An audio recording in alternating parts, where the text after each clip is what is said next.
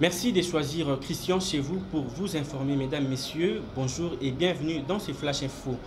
Une nouvelle choquante pour les Congolais. Un officier des FARDC du grade de capitaine vient d'être tué dans la nuit du mercredi à ce jeudi dans une attaque des miliciens CPR de Thomas Lubanga dans les territoires des Djougou. Suivez.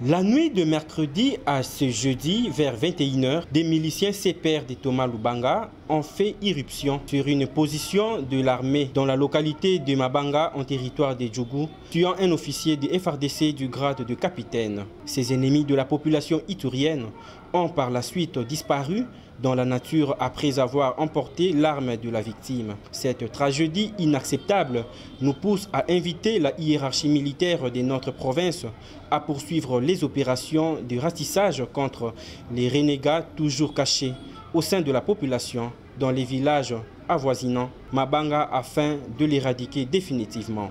Autant que les efforts de l'armée sont focalisés sur les littorales du lac Albert où les miliciens CPR ont presque anéanti d'après les informations qui nous parviennent, autant l'attention de l'armée doit rester focalisée vers la zone minière où l'exploitation de l'or a repris après la décision surprise du ministre des Mines. Je ne peux m'empêcher de rappeler ici que je me suis tellement battu depuis 2023 au prix d'énormes risques, y compris sur ma propre sécurité, pour obtenir la suspension monétaire, pour obtenir la suspension momentanée de l'exploitation de l'or à Djougou, jusqu'à l'éradication totale des milices. Et son Excellence, Monsieur le gouverneur militaire de notre province avait accédé à notre demande via un message phonique dûment signé par lui-même, qui ordonnait la suspension de toute activité d'exploitation semi-industrielle à Djougou.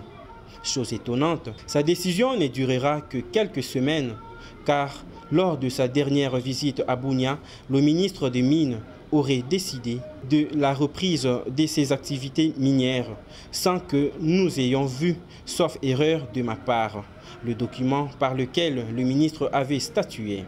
Cependant, les activités d'exploitation ont effectivement repris sur les terrains. Une décision que j'ai vite qualifiée de précipitée et dont visiblement les conséquences n'ont pas été mesurées. Ordonner la reprise des activités minières, sachant que des groupes de milices pullulent toujours dans la zone et que l'essentiel de leur financement provient de cette exploitation.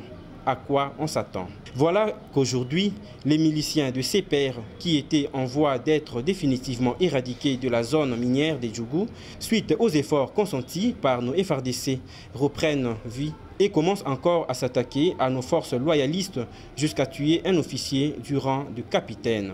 Il est clair que la reprise de l'exploitation semi-industrielle de l'or à Djougou a de l'incidence sur les retours à la vie de la milice tribale et génocidaire de CPR. Nous savons tous que la plupart des exploitants dans cette zone, dont les noms figurent d'ailleurs dans différents rapports du groupe d'experts de l'ONU, gardent toute leur proximité avec la milice Zaïre CPR.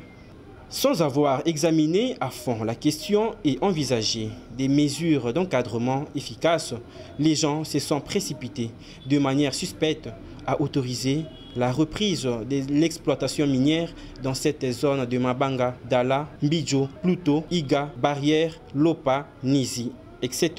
Et maintenant que les conséquences ne se sont pas fait entendre, maintenant que tous les efforts consentis pour pacifier cette zone sont en train de voler en éclats, à qui allons-nous poser la question? Qui assumera les responsabilités? La question reste posée. Mesdames, Messieurs, ce Flash Info touche complètement à sa fin. Merci à vous de l'avoir suivi. Au revoir.